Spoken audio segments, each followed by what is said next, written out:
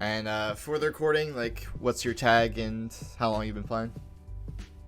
My tag is Sokomoki. I've been playing since around Slivy came out, and I play Fox. Okay. So, what's your goal right now? I guess I don't really have so much of a specific goal. I'm just trying to kind of improve. Okay. Yeah, sorry, it's kind of hard to say. No, I get that. Yeah, sometimes it's not like a PR or a ranking. It's more just general improvement, which is pretty good. Yeah. Yeah. So, since you're trying to improve, I'm gonna like talk about my melee pipeline.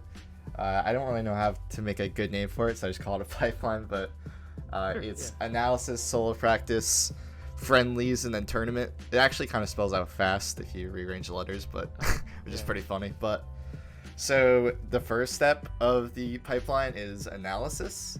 So do you like analyze now? Like, do you do analysis now? As in, like, looking over my own VODs and. Yeah, kinda it's looking either at- like looking over your own gameplay or top players.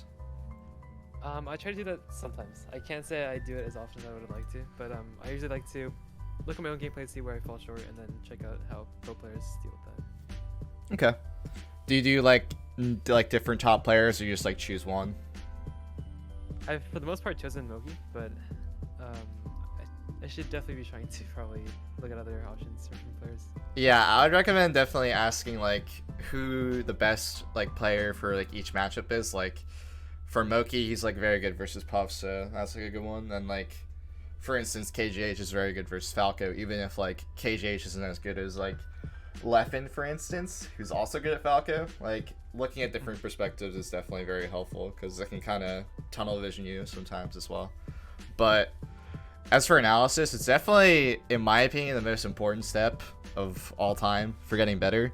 Some people like kind of just throw on like unranked and just like try and improve that way. But the thing is about analysis is that you have to look at your own gameplay to figure out like what your bad habits are, and then you have to look at top player gameplay to either like analyze their play and see if like there's ways to improve your bad habits, like what would they do instead of doing the bad habit, or in other words, like create game plans. So and like as a basis in terms of analysis, I would recommend like looking at certain analysis of top players. Sometimes they do, like, let's say it's fiction, he sometimes will do like Fox Falco, for instance, and he's very good at like making an entire game plan for someone when they do a lesson, and he puts them all on YouTube. And like for me, like when I started, I looked at fiction stuff on Puff, and he would like lay down the entire game plan for this Puff player, and I was like, wow, this is just really good content to just like look at and just use as a basis.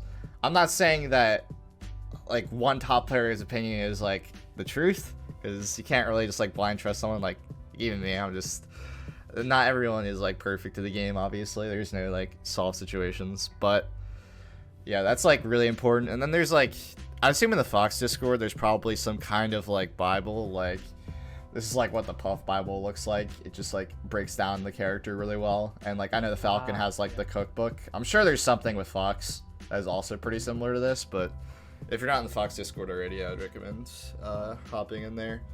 But Yeah. actually like doing the analysis, so you want to like take like three main things that you see in like either your own gameplay, like three bad habits or three things you could have done better, or when you're looking at a top player's gameplay, like three things that not necessarily are like perfect, because again, you can't just like look at the top player and be like they're doing everything perfect at every moment.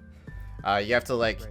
kind of explore what they're doing and see if you think it's like can be something that can add to your gameplay that makes sense to you. Because if it doesn't make sense to you and you're just like randomly kind of just going with the flow, it just doesn't really work.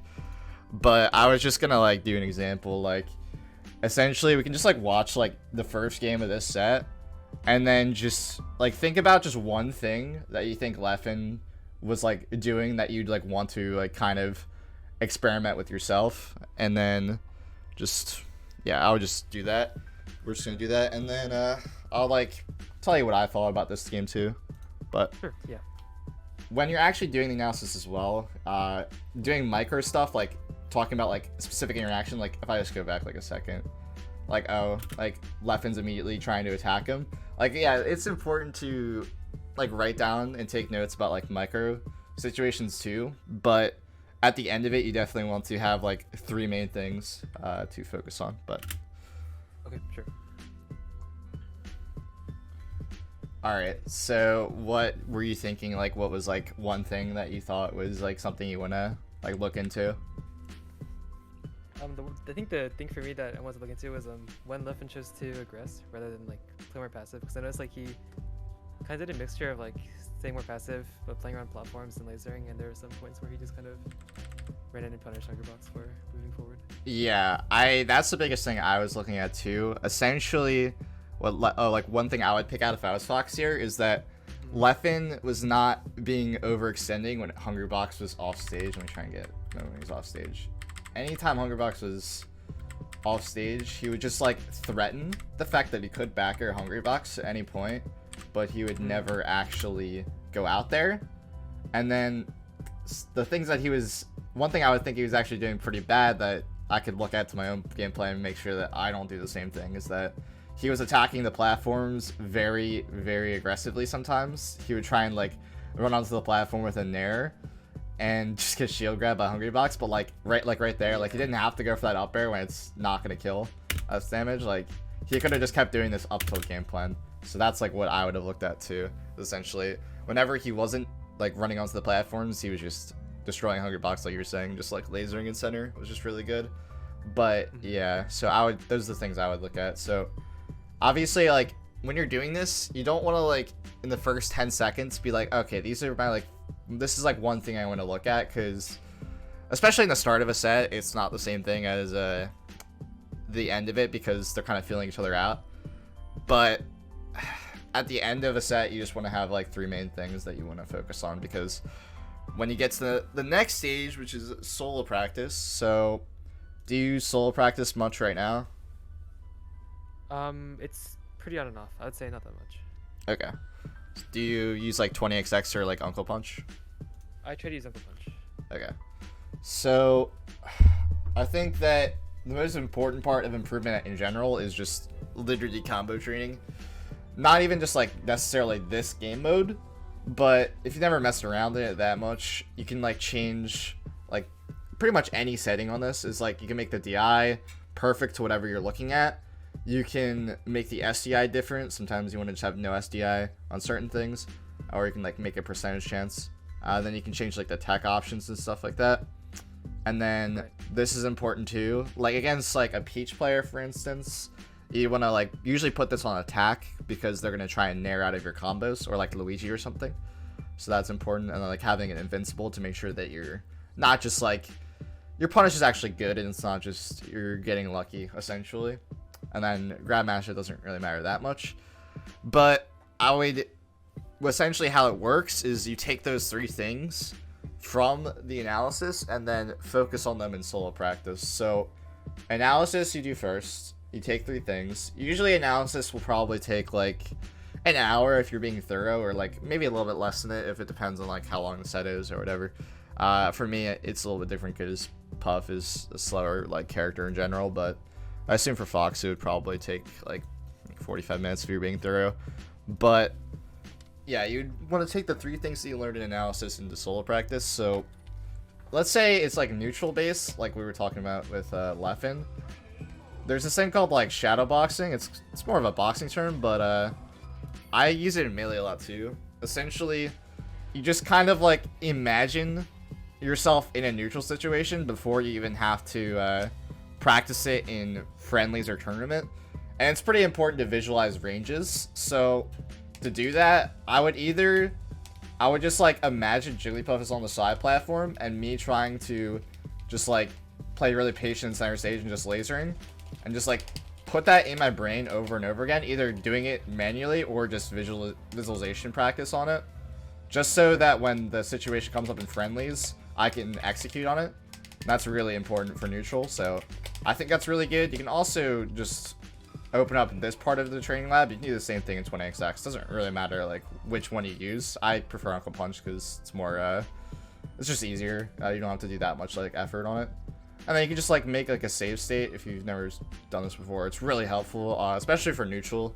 And like there's some situations in Uncle Punch you can't actually directly practice, so this is very helpful. So you just set up like you'd like save positions, and then you would do like you'd set the CPU to do something. Let's say a Falcon, you want to like practice against like Falcons in Nair. You just want to like CC practice it. So if I'm Falcon here, I'm just gonna go like across stage in Nair, and then I'll just make the save state, and then I would just practice like crouch cancel, like shining it or something like that, or like dash dancing out of the range and then up smashing or something like that. Whatever like is like the preferred option at that moment. So that's like really important in terms of practicing. Also forgot to mention that you can change the percents on this. I didn't know this for the longest time, which is really funny because I don't think anyone really talks about Uncle Punch. Like there's no like video for it really, but you can change the percentages with shield and the D-pad. If you do up, it'll just do it by 10%, down lowers it by 10%, and then left and right. That's a right for, yeah. Yeah. So that's pretty much combo training in like neutral. And I think the most underrated thing in this entire Uncle Punch is exercise.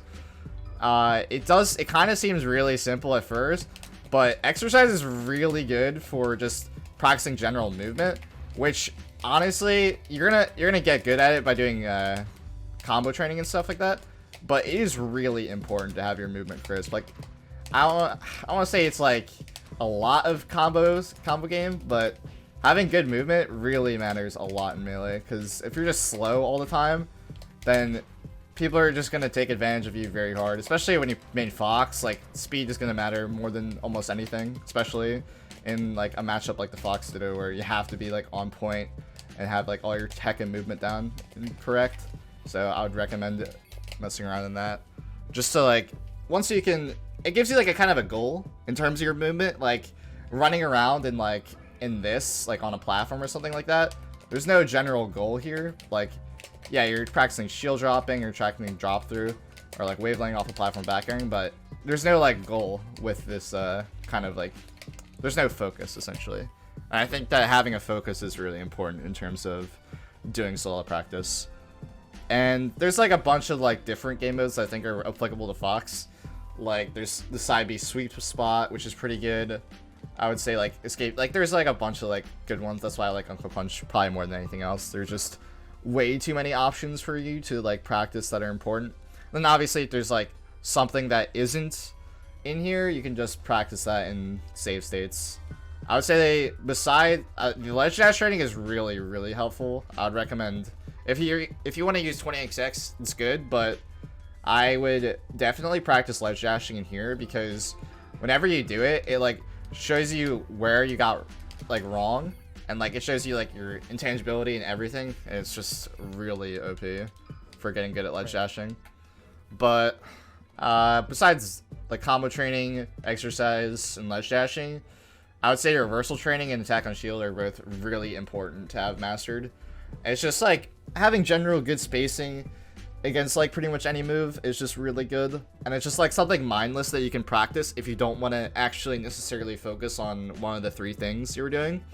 Because yeah, you do need to focus on like 1 to 3 things. You can do more than 3, you can do less than 3 as well too. Sometimes I just like find myself like thinking, I only lost this set because I was messing up this one situation. I was just not doing like really smart up airs, and I'm like, oh, I'm just gonna practice my up airs only. And then sometimes you can get into a lazy day where you don't want to do analysis. I'm not saying like every single day, if you don't do all of these steps, you are just going to fail, because it is very hard to keep yourself in it all the time to like focus on like improvement.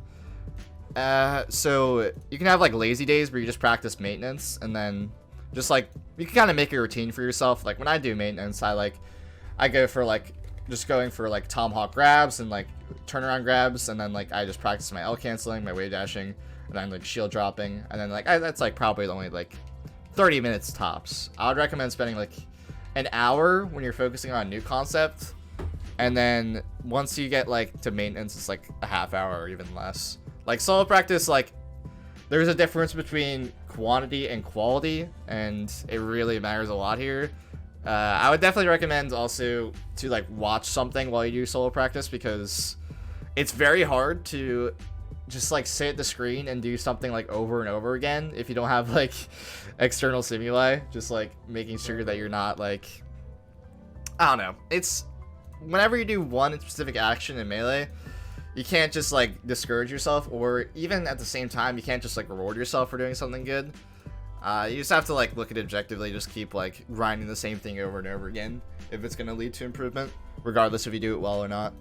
And then like if you don't know how to do something, just like, again, the Fox Discord is really important, or just like asking questions, and then going to YouTube is really good as well. That's pretty much what I want to say about solo practice. Do you have any questions?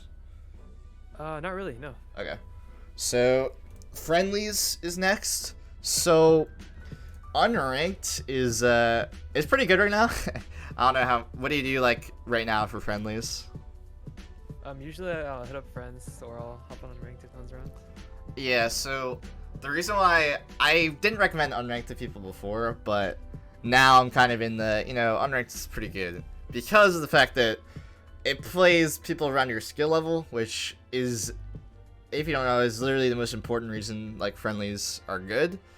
I would say a lot of people can get lost in the amount of time they spend on Friendlies, and you never want to play someone that is extremely better than you or extremely worse, because even though you can learn things from like people that are worse than you, or take away something from people that are way better, obviously it's easier to do that than vice versa. But the problem is that both players aren't really getting anything out of the session. If you just force stock someone over and over again, they're just probably going to get upset overall and just probably just like get jaded on improvement in general. And the same thing goes in like reverse. Like, yeah, it's cool to play the top players, but at the same time, there's like almost no reason to if you're not going to get anything from it.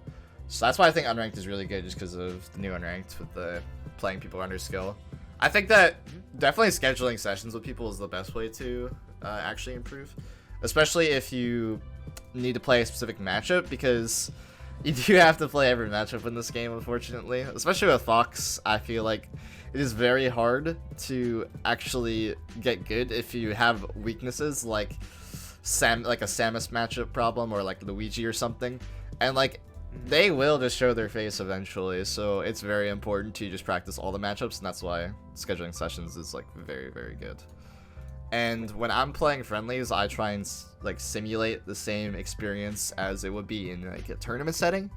What I mean by that is essentially I'm not saying I'm like try-harding and like taking it seriously, trying to win, because in Friendlies you're not really trying to win, you're trying to improve. I would try and like, if I'm going to listen to music when I play in a tournament, I'm going to do that. If I'm going to listen to the game sound tournament, I'm going to do that. Like recently I was turning off the game sound because when I actually went to tournaments, I was only listening to music because I didn't really have good headphones, and I didn't really want to do the process of putting in game sound every single time. And then it was just like a different experience essentially. So I tried to replicate it as closely as possible, so that you aren't really uncomfortable in a tournament, because I'll talk about it later, but that's really important as well. And then again, when you get to Friendlies, you're definitely taking the 3 things that you're working on, or whatever, how many, like 1 to 3 or even more if that matters to you. But you're taking those things that you were taking from the pipeline earlier, from the analysis and solo practice, and then you're trying to focus on just those. And a lot of the time, I think it's very helpful to either have like a Google Doc or like a post-it note or like a notepad or something like that on like your other monitor, if you have one, that's just like just those 3 things. So whenever you like find yourself getting into an autopilot, you can just look over and remind yourself why you're actually like playing, because a lot of the time when you're playing Friendlies, it can kind of blend together almost. So I think it's, yeah, I think it's very important to like refocus from time to time and just like take breaks in the session. Just be like, it's okay to just be like, yeah, man, I'm just gonna take a break and just like try and like actually go back to improvement, because playing like a 2-hour session with someone is like, it can be pretty fun if you like the opponent and like their character or whatever. But at the same time, if you play like 2 hours straight, like there's some times in that session that you're just gonna like you're gonna forget what happened like the last 3 games. You just don't know what's happening, and that is just like, if you're trying to improve, that is just never good. But if you're just trying to like vibe and hang out, like that's fine too. Like you don't, like I said, you don't need to actually focus on improvement every second of the day, because it is very hard to continuously push yourself that way. But yeah, I would also focus on like being conscious in terms of friendlies. But I mean by that is essentially like what I was talking about, the autopilot. But whenever you, because the 3 things, yes, they're going to happen, but sometimes in friendlies you even like discover more things, like based on the way your habits are like forming against a certain player, or the way they're punishing your habits, and then you're like gonna get like in the situation of, I could actually focus on these things instead if the 3 things you were focusing on like in the analysis and solo practice weren't like showcasing essentially. And sometimes that's just gonna happen, and then you just figure out like what else you want to do, because sometimes it's very hard to put yourself in the same situation over and over again to get practice with someone, unless you like say, I'm just gonna do this over and over again, please like try and like beat it or whatever. So you can like definitely fix up your thought process like on the fly in terms of that, so it's very important. And then you're gonna probably be spending the most amount of time in friendlies overall. Like, again, you're gonna have lazy days where it's fine to kind of like skip to friendlies, and that's like, it's fine. It's not the worst thing in the world, because it's obviously the most, at least probably for most people, it's probably the most fun part of the game besides like tournaments, is just like playing with other people and like trying to like see how you're improving from day to day. But obviously if you don't do the analysis and solo practice, you kind of just are kind of mindlessly playing, and then you maybe can stumble upon like things that you want to improve on during the session, but it is way easier to stumble upon them through analysis and solo practice than in the middle of the session. But yeah, do you have any questions? Nope. All right. So the next and like last step is just tournament, which is by far the hardest. You know, it's probably the least important like part of the pipeline, I will say, because of the fact that you don't need to improve through tournaments. But I think that personally, with someone that's had probably the most amount of games on Smash in the last 2 years, it's very important to play in them. I'm not saying like every day, every second of the day, you're like, I'm just gonna enter a tournament no matter what's going on in my life. Like, that's not what I mean. But essentially, tournaments are very hard to do unless you've gone through at least 2 of the steps of the pipeline that day, or like right before or whatever. So if you can get through like analysis and solo practice, then do the tournament, that's pretty good. Or if you can do like analysis and friendlies, or like solo practice and friendlies, or like 2 out of the 3, or essentially, that's like fine. And like you can kind of enter a tournament that way. It is very bad to only enter a tournament, though, I will say. I think that there's almost no point to only enter a tournament if you haven't done at least analysis, at least solo practice, or at least friendlies. Whereas the other ones, you can kind of just do them on your own. Like, you can kind of skip between the steps, and it's like not the worst thing. But if you skip all the way to tournament without doing the first 3, it's a waste of time.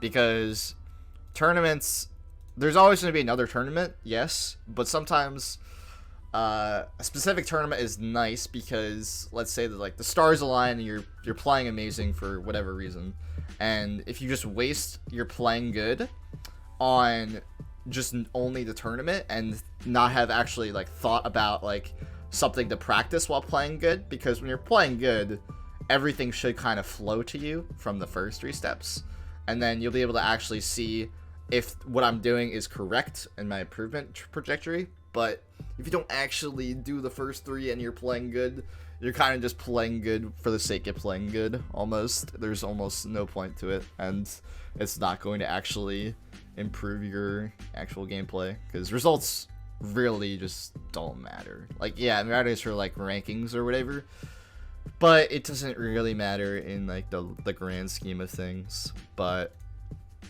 there's some mindset between people, I will say, that like they're like a friendlies god, and that like all they can do is like are really good in friendlies, but in tournament they're just like so bad. So that kind of mindset is that is horrible for improvement. So you the difference between the friendlies god people and the actual people that are doing well in tournaments is that they put themselves out there. About tournaments is essentially putting yourself out there and just like seeing if your improvement has actually helped at all, and not by results, by gameplay essentially. Because you can lose a set and be like, oh wow, that was really good by me. Like I think that everything went well. Like the other guy just played better, and that's just going to happen. That's like the biggest part about tournaments is like you have to take that step where you're gonna be a friendlies god forever in that mindset, and it's just like there is no point to it. But in terms of actually playing in the tournament, I would definitely take a lot of deep breaths like in between stocks and games to refocus. I feel like a lot of people don't actually talk about that much, but just like having something to focus on in between games is really important, or you're just gonna like get into kind of bad thoughts if you're like down in a set, or getting into good thoughts, because good thoughts are almost as destructive as bad thoughts when you're playing someone.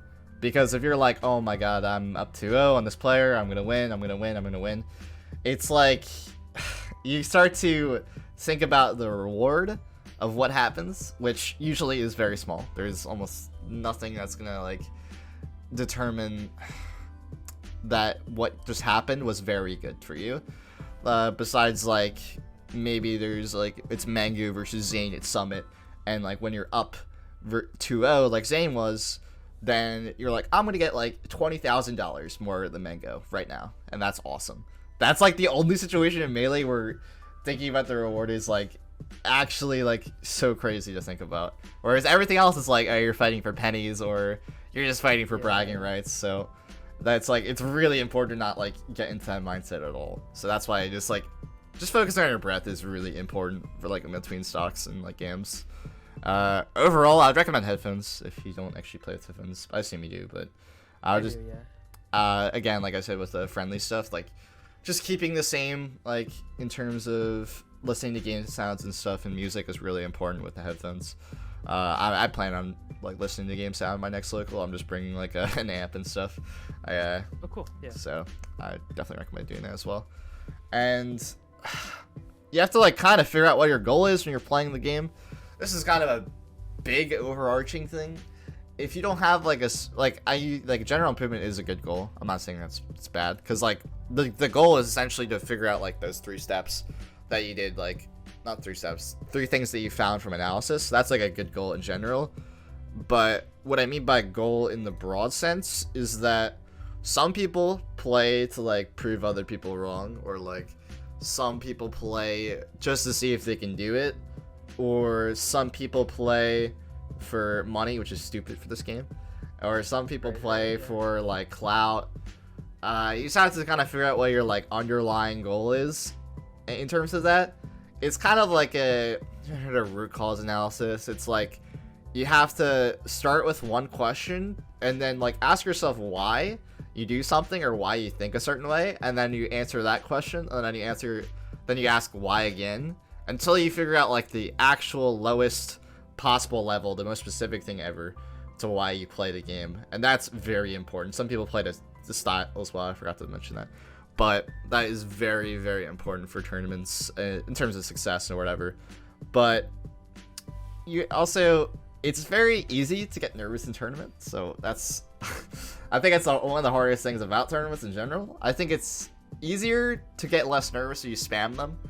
Like I said, I don't think it's good to just initially just spam tournaments without any like reasoning, but sometimes when you're like, let's say a major is coming up like Genesis and you're going to that, a major is different than locals and regionals or net play tournaments for sure, but at the same time, let's say you go a month before Genesis without entering a single tournament.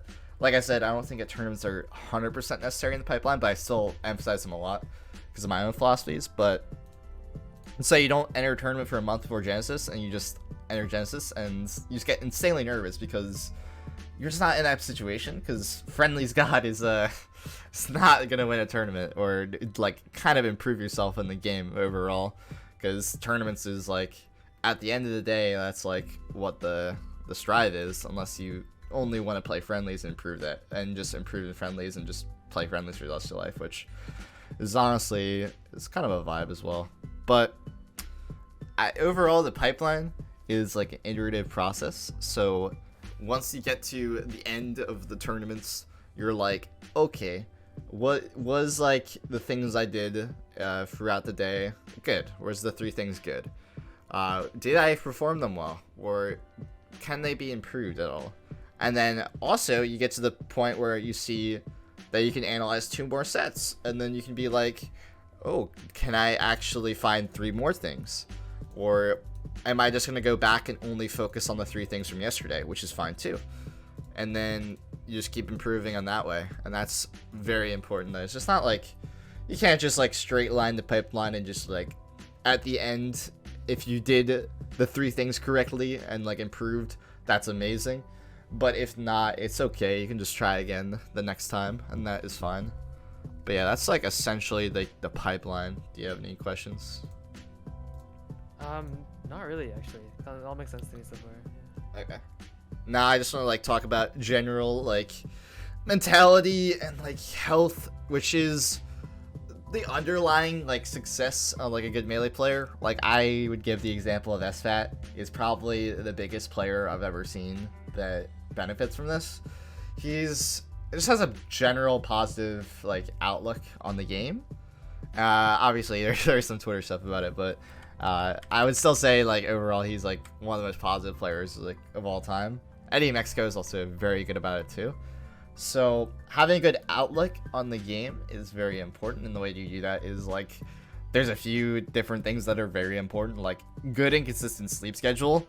So melee players are very notorious on having not the best sleep schedules. Like mine right now is not the best, I would say, but I at least getting like 8 hours consistently is like what I would do is my sleep schedule. But obviously it varies different like sleep for each person, but that is very, very important to playing good, because like I was talking earlier, stars align is probably the way that results happen more than anything. It can feel random at times, but your goal is kind of to minimize the amount of randomness that actually happens there. So that is why sleep is very important.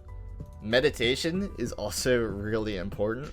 I'm kind of like a novice in it, but there's like so many like guided meditations on YouTube that are like 5 minutes long that are very good.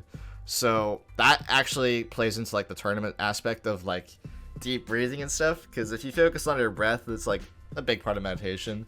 You can like get into a consistent flow state, because when you're playing in a tournament setting, you're not gonna have that much time to think, unfortunately. It's just how the game is. That's just how the game is played. Especially with Fox, you're just gonna be instantly running at someone and you can just die instantly. So Right, yeah. it's you have to get into the flow state, and it's very important with meditation. I would say it's probably one of the most underrated things of all time. It's just like also good in general for life, so I'd recommend looking into it. There's numerous ways to meditate, so you can always find like the specific one that works for you.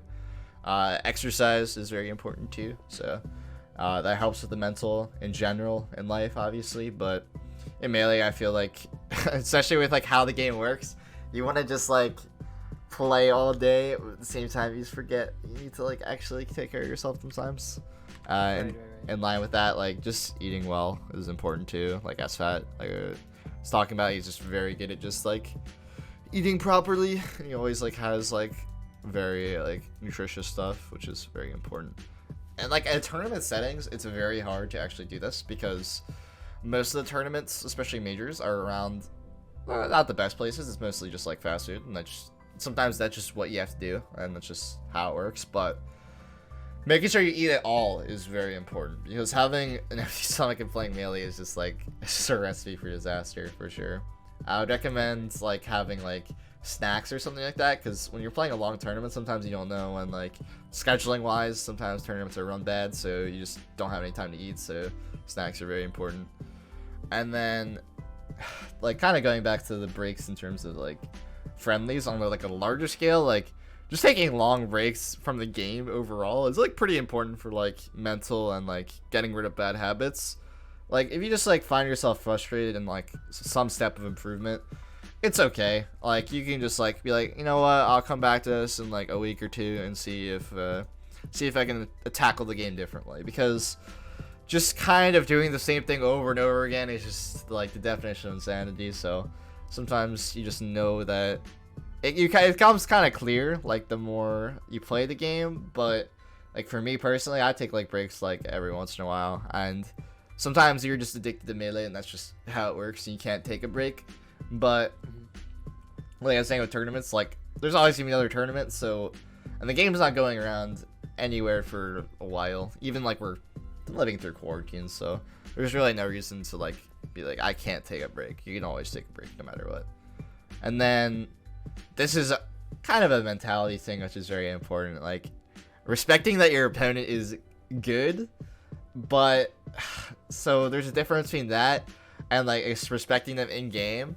So respecting your opponent is good is very important, I would say, to not get frustrated. So I think that getting frustrated is okay when you play melee. You just have to vent it in a positive way. So let's say you were getting hit by Marth forward smash over and over again, or down throw down tilt or something like that. Yeah. You just have to be like, you know, the Marth's good. Like he's capitalizing on the fact that I'm getting hit by it over and over again. Like that's great. And just be like, how do I beat that? And not be like, man, Marth is so bullshit. I hate Marth so much.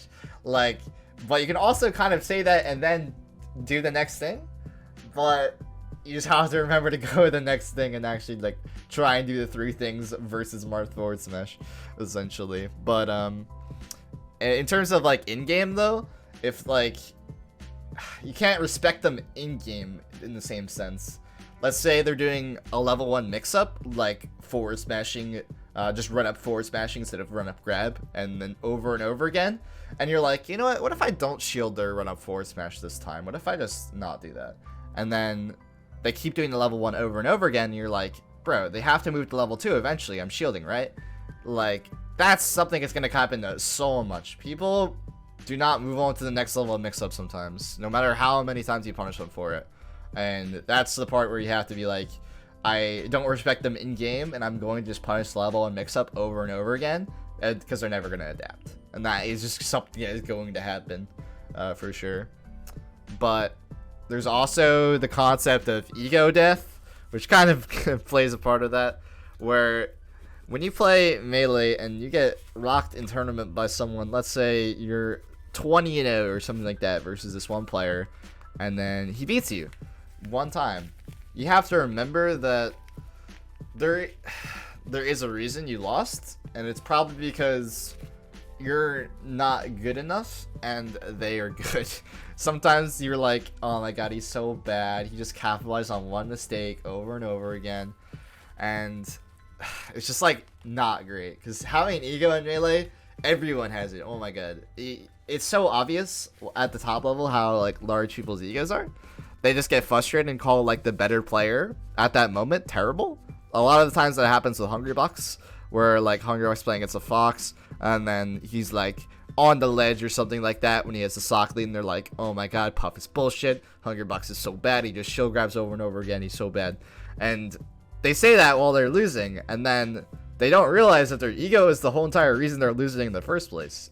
If they just respected their opponent and they didn't just have such a high ego, then they wouldn't actually lose if they feel like they're actually going to outplay the shield grab or whatever.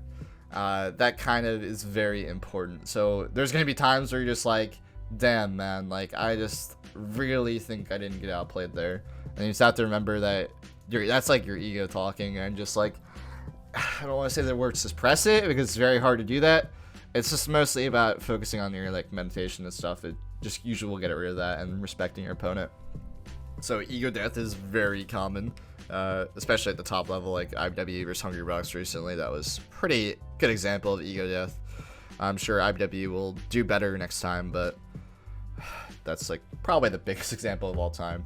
But another thing that's like about like more about your health is like just stretching preventatively. I don't know if you stretch a lot, do you?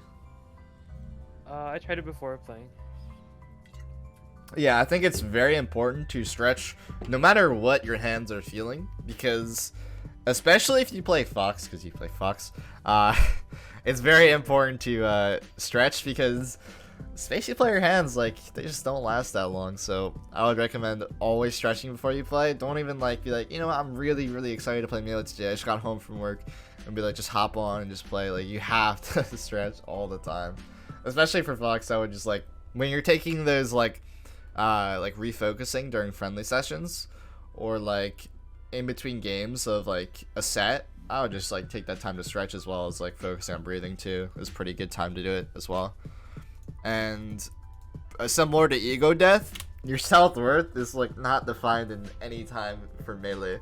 So some people, like I'm guilty of this for sure too, is just be like, I'm gonna play Melee, this is my game, I'm gonna try and pour as much time into it, I'm gonna try and improve, and then you lose to someone that you don't think is that good, or you underperform in like a big tournament, and you're like, you just get really sad, and you just get like, you kind of spiral almost because of ego death, and then also because you put too much self-worth in the game. And you just have to remember that your results in Melee does not equal, one, your skill, even though that is how the rankings work. That is just not how it works at all. And your self-worth in Melee does not equal your self-worth as a human being. That's just not how it ever works. And then yeah, I had this issue a lot with like some other aspects of my life, so I totally get it. yeah, it's like the same thing about there's always another tournament. It's very easy to forget that, but as long as you remember like always another tournament, that's very easy to just like be like, you know, okay, next tournament, it's okay. But in line with that is like, whenever you are getting in your own head in a set and you can't like just take a breather and be like, and just focus on your breath or whatever in between a game, like let's say you're like down 2-0 or whatever, and you just have to like remember like, what is like the worst possible situation that happens when I lose this set. Let's say he pops off on you, he writes a tweet like saying like, oh my god, I'm the best in like Kansas because I beat like X Fox player, bro. And then like like who and then like Melee Stats like writes like a tweet saying, oh yeah, this guy. Y player beat X player at Kansas like number 47, and then like people like the tweet, and then people like on Twitter like, oh yeah, this guy's pretty good now, like that's awesome. Like that's like literally the worst thing that could actually happen to losing in Melee. At the top level it's kind of different, because then you get like people in your chat being annoying at you and saying you suck and stuff like that, but even then, who cares what like those people think? It's just, it doesn't matter. You can just prove them wrong the next time, and like, it's like those people have no idea what it actually means to try and improve at the game. Usually they're just people that like don't care. They just like either play Melee for fun, or they just play like a random video game that's like just something that's like completely different than Melee, and then try and give their opinions on like a set of Melee, and then it's just so pointless to like think about like what could be the worst outcome. It's just never bad.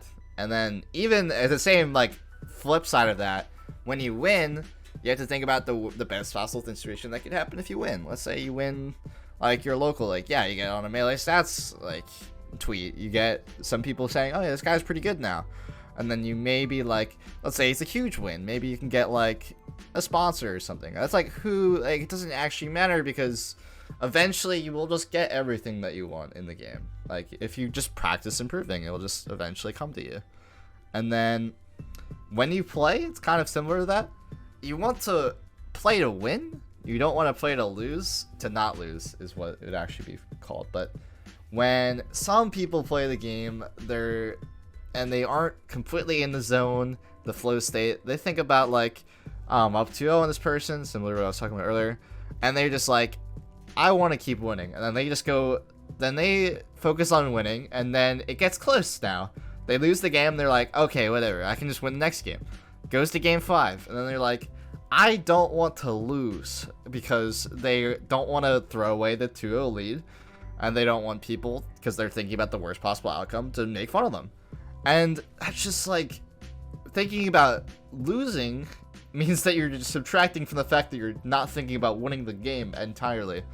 So I would say neither are good to think about, but if you want to think about any of them, you always want to think about, I want to win against this player. I do not want to, you do not want to think about, I do not want to lose, because not losing means that you're not actually focusing on your game plan. It's not means that you're focusing on the 3 things you want to actually implement to improve that one day or that one situation. It just means that you're just like ignoring everything you've been taught about in Melee in terms of improvement. And then again, this is more of a kind of a random thing, but playstyle does not matter. Like I was talking about with the level 1 people, if they're just gonna down tilt in the corner over and over again, like yeah, it's whatever, right? Like that's like their like method of gameplay, and if that's like what they think either is gonna get them their goal, like if their goal is to get wins against like a Fox player or a Falco player that just like runs into it over and over again, and like that makes them happy, that's okay. Like it doesn't matter about what they're doing, it matters what your game plan is and if you're focusing on the 3 steps of improvement. So you just have to remember, I respect them as a player, I just do not respect them in game, and this is all about like the fact that everyone takes their own amount of time when they play Melee to actually get to the level of being good. So there's obviously Zane, IBW, they are, don't want to say once in like 100,000 people playing, that's not true at all. It just like comes at different times and different paces. Obviously if you focus more on improving and you don't actually do vibe like kind of Melee at all, then it's easier to actually get to that level. But some people just are better at learning than others, and sometimes it takes actually getting to that level or getting into different kinds of style of improvement or different teachers or different coaches or whatever to actually find like the method of improvement that, you know, matters for you. So that is like pretty much like all I have. But do you like have any like specific or like general questions or like anything you want me to like talk about? I don't really have much actually. It was all really helpful. I'm really excited to start looking and implementing these things. All right. Well, I mean, if you don't have anything, like we only did like 50 minutes, but if you want to, if you don't have anything, I can end it early. But yeah, I don't really have anything. So thank you so much. It was really helpful. all right. See you. Thanks for the lesson. Thank you. Thank you.